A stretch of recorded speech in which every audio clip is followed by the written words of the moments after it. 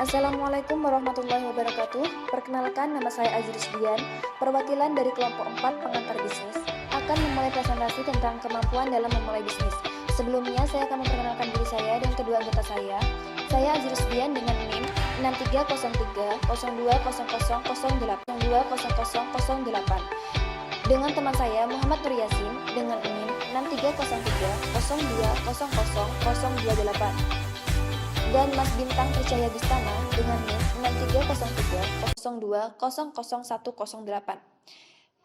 Langsung saja, saya di sini akan membahas tentang kewirausahaan dalam ekonomi kompetitif. Yang pertama, tentang keunggulan kompetitif. Keunggulan kompetitif adalah kemampuan perusahaan untuk memformulasi strategi pencapaian peluang profit melalui maksimalisasi penerimaan dari investasi yang dilakukannya. Maksudnya apa? Bisa disebut dengan competitive advantage. Adalah kemampuan yang diperoleh melalui karakteristik dan sumber daya suatu perusahaan untuk memiliki kinerja yang lebih tinggi dibanding perusahaan lain pada industri yang sama.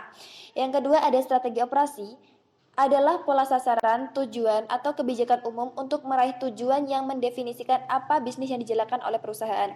Seperti apa saja strategi operasi itu? Yang pertama ada misi operasi atau disebut dengan mission, adalah tentang pernyataan tentang apa yang harus dikerjakan oleh perusahaan dalam usahanya mewujudkan tujuan cita-cita perusahaan. Selanjutnya ada distinctive kompetensi atau disebut dengan kemampuan khusus kompetensi. Dalam hal ini, sebuah perusahaan dapat dikatakan memiliki keunggulan kompetensi karena adanya sesuatu yang unik. Maksudnya apa? Maksudnya adalah sesuatu yang menjadi ciri khasnya perusahaan tersebut, entah itu dari cara pengolahannya, mutu kualitasnya, atau bisa jadi dari respon kepada pelanggannya. Selanjutnya ada operation objective atau bisa disebut dengan tujuan operasi. Hal ini bertugas untuk mengatur penggunaan sumber daya yang dimiliki perusahaan seperti bahan mentah, tenaga kerja, dan perlengkapan, sehingga proses produksi berlangsung efektif dan efisien. Selanjutnya ada kebijakan operasi atau operation policy. Dalam hal ini,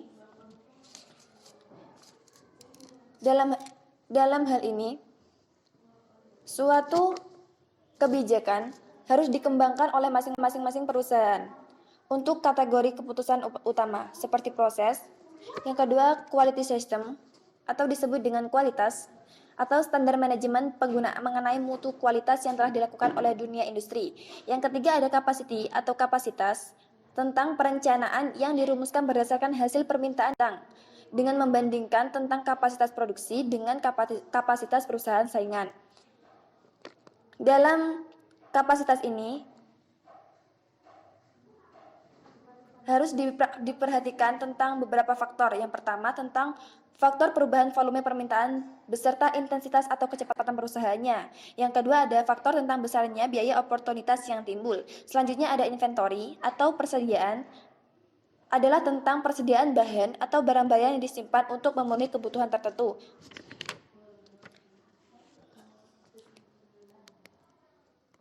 Langsung saja, selanjutnya kita akan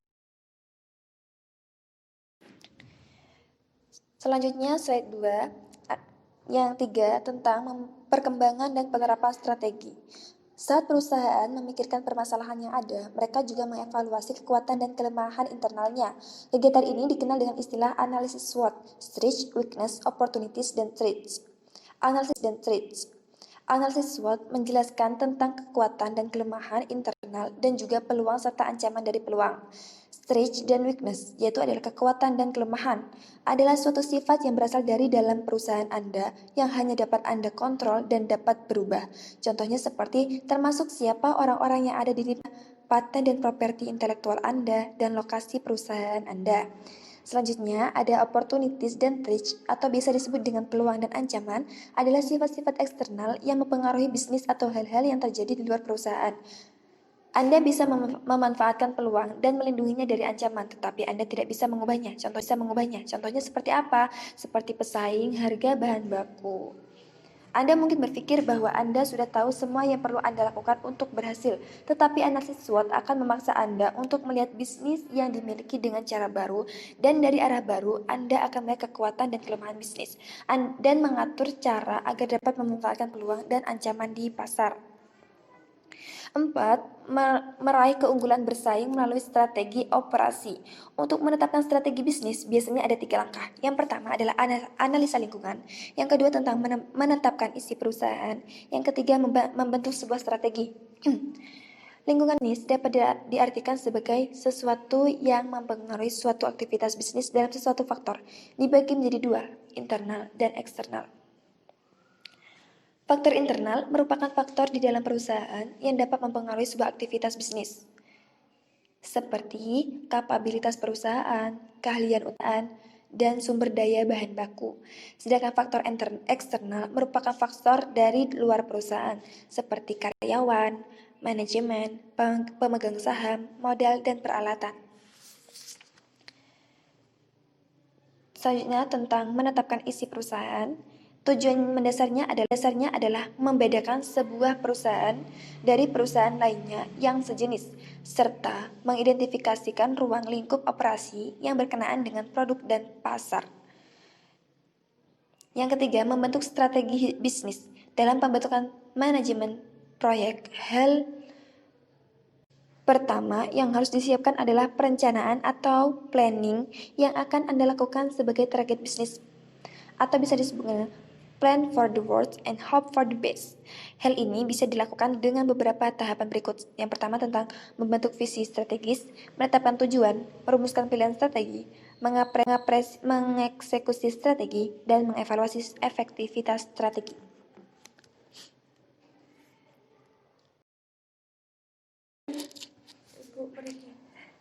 Pada slide 4, tips mengembangkan usaha untuk pebisnis baru.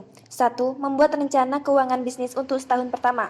2. Selalu siap dengan hal-hal yang tak terduga. 3. Diverifikasi bisnis. 4. Jangan hanya berpangku pada satu vendor atau penyuplai saja. 5. Jangan sampai kehabisan uang tunai. 6. Kelola arus kas dengan baik. 7. Jangan mencoba menyatukan keuangan bisnis dengan kebutuhan pribadi. 8. Jaga hubungan bisnis dengan pelanggan. 9. Jangan takut mencoba untuk membuka peluang baru. 10. Jaga stabilitas perkembangan bisnis dengan pinjaman modal usaha. Slide 3. Usaha keluarga. A. Menjaga hubungan dalam usaha keluarga. Adanya rasa pantas tidak pantas atau enak tidak enak dalam suatu keluarga menyebabkan banyak masalah yang terjadi. Hal-hal yang tidak kelihatan itu, bila tidak mendapatkan penanganan, akan memicu pada keretakan. Ada beberapa poin untuk mengantisipasi pada usaha keluarga ini. Pertama, perlu ada kepemimpinan yang jelas. Kedua, perlu ada strategi dan pengembangan usaha. Ketiga, perlu ada latihan kematangan. B. Tips menjalankan bisnis bersama keluarga. A. Melakukan tugas bersama-sama. B. Membagi tugas dengan jelas. C. Membuat perjanjian hukum. D. Menjaga komunikasi yang baik. E. Jangan campur masalah bisnis dengan masalah keluarga. Bisnis di pasar global. Dikutip dari laruno.id, tips yang bisa membantu pengembangan bisnis di pasar global adalah 1. Melakukan penelitian. Sebelum masuk ke pasar global, Anda mesti melakukan penelitian agar mengetahui kemungkinan dampak dari langkah bisnis yang diambil. Melakukan uji tuntas juga bisa menjadi jalan agar mengetahui tentang beberapa perilaku budaya dari negara-negara target pasar. 2. Membentuk sebuah tim. Untuk menghindari adanya permasalahan di pasar baru, Anda bisa menyewa tim lokal yang lebih memahami negara mereka masing-masing.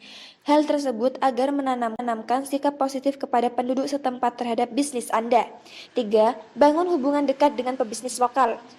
Tips ini sangat cocok dilakukan karena akan meminimalkan risiko finansial dari merambah ke dunia bisnis. 4. Pelajari sistem pajak dan hukum. Untuk meminimalisir kejadian di luar dugaan, Anda harus memenuhi peraturan yang berlaku di negara tersebut. Lengkapi data seperti izin usaha atau dokumen yang sah untuk memulai usaha di pasar global. 5. Persiapkan pemasaran dan layanan. Setelah adanya berkas dokumen yang lengkap, Anda harus mempersiapkan sistem pemasaran untuk bisnis yang Anda lakukan. Jual produk dan layanan berkualitas tinggi akan diterima di pasar global. Sekian dari kelompok kami. Salah dan hilaf kami mohon maaf.